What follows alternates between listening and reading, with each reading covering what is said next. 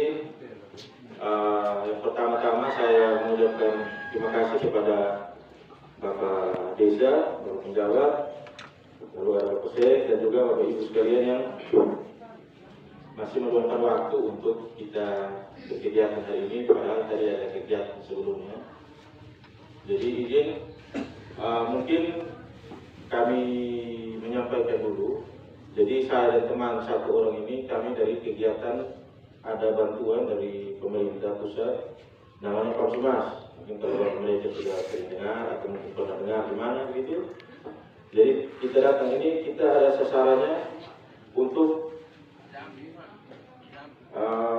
melakukan proses kegiatan air minum di desa Adobala.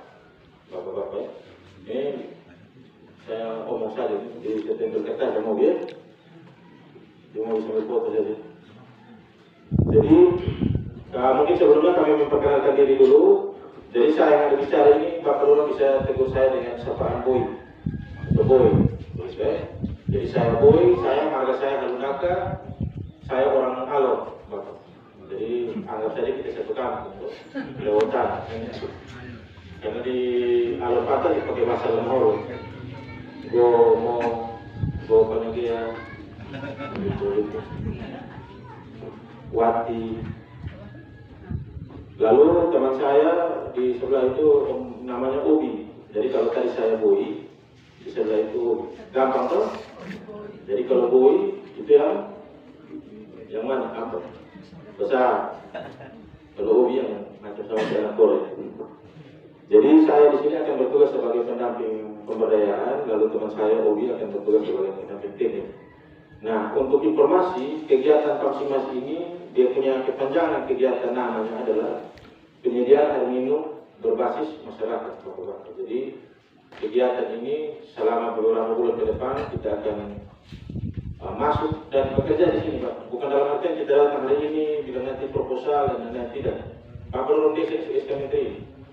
Proposal ini, proposal kemarin ada sempat ikut kegiatan. Jadi kita akan melihat kondisi sarana air minum di desa Adobala.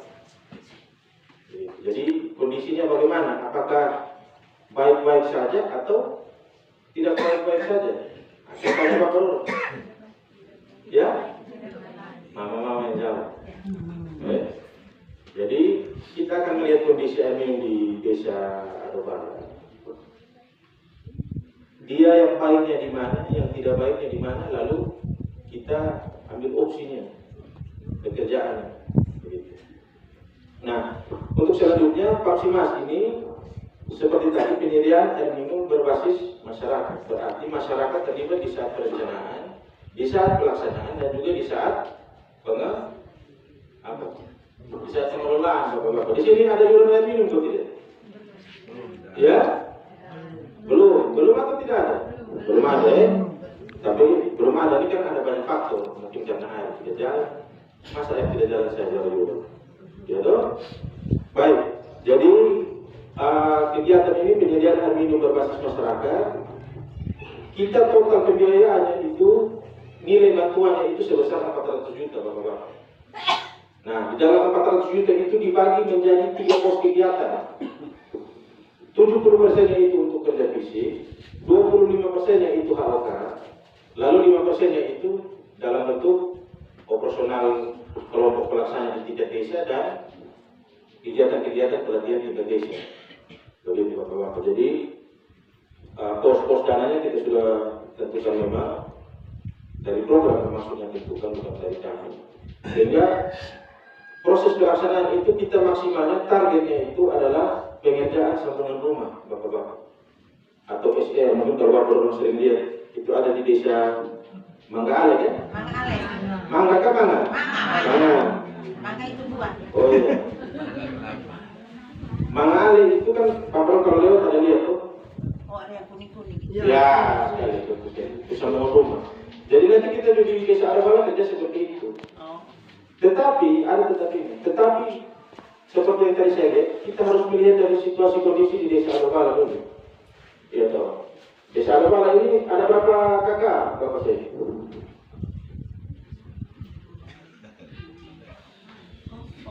200 lebih. Nah, 200 lebih. Nah, di target kita, Bapak-Bapak, target kita itu kita maksimal kita bisa kerja 160 sambungan rumah, Bapak-Bapak. Nah, dari 160 rumah ini atau 160 sambungan ini, nanti di saat melakukan survei kita melihat lagi. Nah, sekarang saya mau tanya di Mama tadi, Mama Lora yang ada jawab tuh, kondisi tidak baik-baik saja. Kenapa dia tidak baik-baik saja? Minta maaf, saya sambil merokok, Bapak. Bapak. Berarti sekarang mungkin bisa tarik yang salah. Iya, Iya, bisa toh? lah. Nah, nanti kita jalan survei. Rencananya itu kita melakukan survei hari Kamis, Bapak Penjawab, Bapak C. Karena besok itu kita survei di Desa Lambunga. Tadi kami sebelum ke sini kami sosialisasi juga di Desa Lambunga, sehingga bisa setelah kita melakukan survei baru kita bisa tahu titik kita mau pembangunannya di mana, Bapak Penjawab. Karena mau izin kita targetnya itu memang 160, tetapi kalau banyak pipa yang rusak atau kita harus melakukan pergantian atau misalnya Pak juga kita harus pergantian bak, berarti target 160 itu pasti dia akan turun. Karena tadi dari 400 juta itu 70%-nya dialokasikan untuk kegiatan fisik. Baik. Ya toh? Jadi misalnya contoh, yang berarti di sini ada Pak Indo. Ada. Ada ya? Itu di dusun berapa? Di dusun? 3. Berarti dusun 3 bisa saya asumsi paling atas.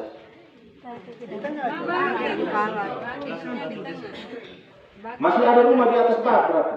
Masih terlalu banyak. Dulu sehingga maksudnya kita terfokus. Jangan misalnya kita pecah-pecah dusun misalnya 100 toh. Dusun 3 30, dusun 2 30, dusun yang selebihnya itu 40. Begitu. Atau 30 juga. Nanti tidak pemerataan. Jadi kita kerja sistemnya dulu, ya, atau perbaiki sarana sistemnya Bapak Penjabat. Dan yang apa kelebihannya itu atau sisanya itu nanti bagaimana kita bisa berkolaborasi dengan pemerintah desa maupun pemerintah kabupaten. Begitu. Ya toh? Karena ada kemarin dari masukan dari Dinas PUPR Bapak Alex Tokan sampaikan bahwa DAK dan alokasi khusus APBN bisa masuk ke desa-desa yang sudah pernah diintervensi oleh kegiatan Pamsimas. Makanya tadi saya bilang, mungkin kita lihat dia punya, begitu mobil, kita lihat dia punya sistemnya dulu, baru. Depo sederhana begini Bapak, Bapak orang kerja rumah, Bapak orang langsung beli kusen pintu, pasang jendela, atau kerja pandai duluan? Ya? Pasti kerja pandai duluan Pak. Pandai tidak ada ini tembok mau berdiri di apa? Betul dong? Nah, berarti sekarang ini kita lihat dulu. Sekarang ini ibaratnya bapak mereka sudah punya rumah, tetapi rumah ini kena seroja. Tahu seroja toh? Tahu. Tahu berapa itu? Nah, ya. Jadi dia ada goyang ini rumah ini. Mungkin fondasinya tanahnya tergerus, temboknya miring. Nah sekarang kita lihat dulu, kita harus kasih kuat dia punya kuda-kuda. Setelah kuda-kuda kuat, baru nanti kita mau bikin dia tembok, kita mau plester dia, kita mau aci dia, mau buka lantai, mau beli perabot rumah tangga, itu dari belakang. Tetapi fondasi itu kuat dulu. Orang tua biasa bilang apa kita yang anak muda minta maaf bikin rumah sudah. Kan ada kan kita di NTT ini rata-rata kan kita sampai 10 bangka macam saya mesti tinggal orang tua. Ya toh, bikin rumah sederhana, pondok juga baik. Yang penting dia tidur di lantai, tapi rumah sendiri. Mana ada yang bilang?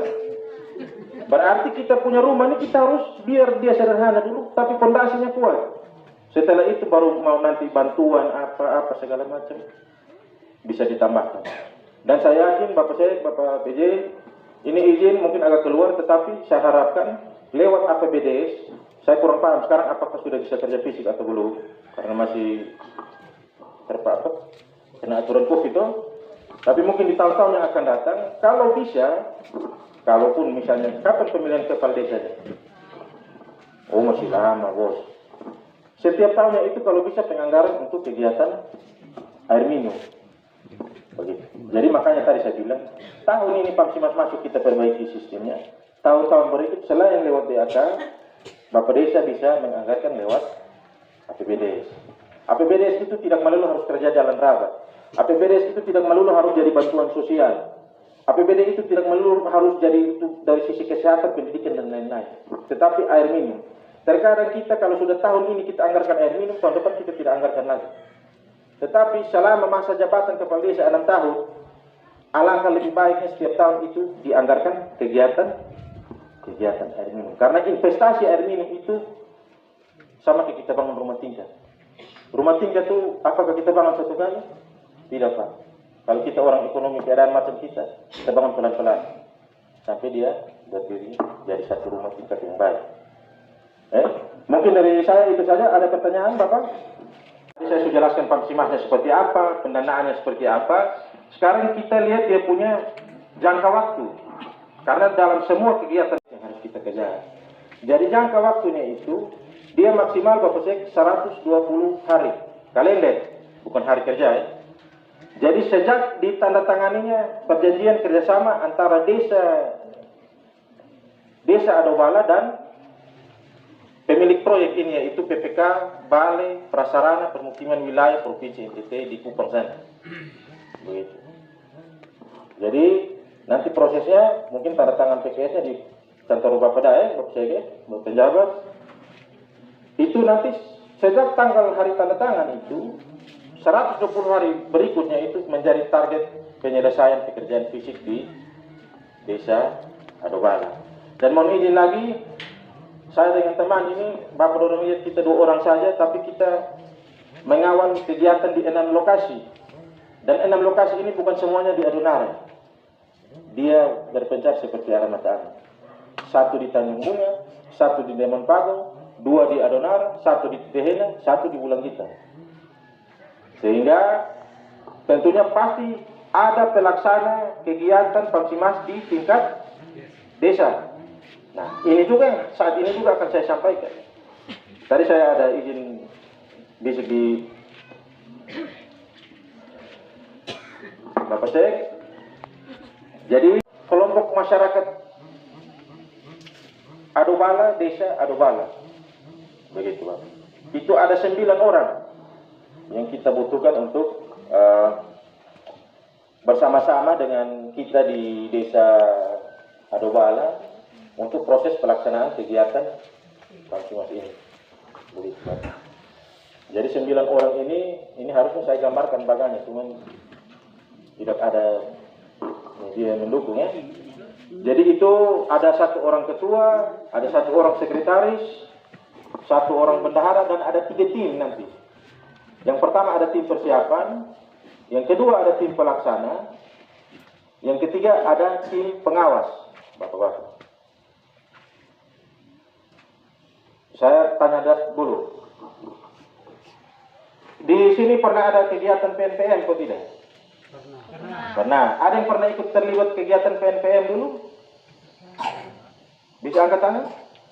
Bapak. Nah. Kalau dulu PNPM itu dia tim namanya apa? Yang di desa? Iya. Tim pengelola kegiatan. Atau disingkat? TPK. PPIP pernah masuk di Adobala? Program PPIP. PCU? PCU tidak mungkin masuk di sini, dia harus kelurahan. Nah, jadi si kelompok masyarakat ini dia nanti seperti TPK tadi, tim pengelola kegiatan di tingkat desa.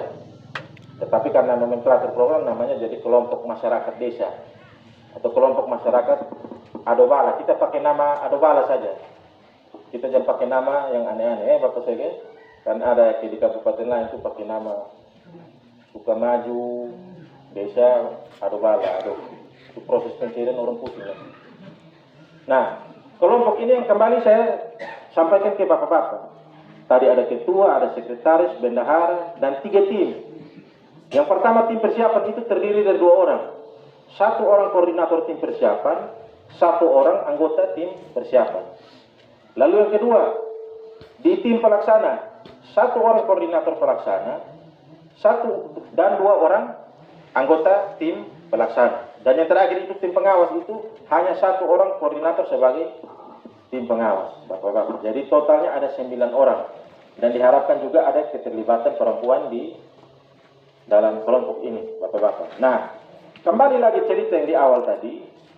Kan ini ada pendanaan dari pemerintah toh, bantuan. 400 juta. Berarti uang ini harus disalurkan ke masyarakat, toh? Artinya untuk pembangunan maksudnya. Berarti disalurkannya lewat apa? Lewat desa? Lewat kabupaten? Atau bagaimana? Kalau dana desa masuk ke rekening apa Bapak Desa? Rekening desa. Ya toh, kalau di tahun-tahun beberapa tahun ke belakang itu kan sekarang langsung dari pusat langsung masuk rekening desa. Kalau dulu kan tidak kok.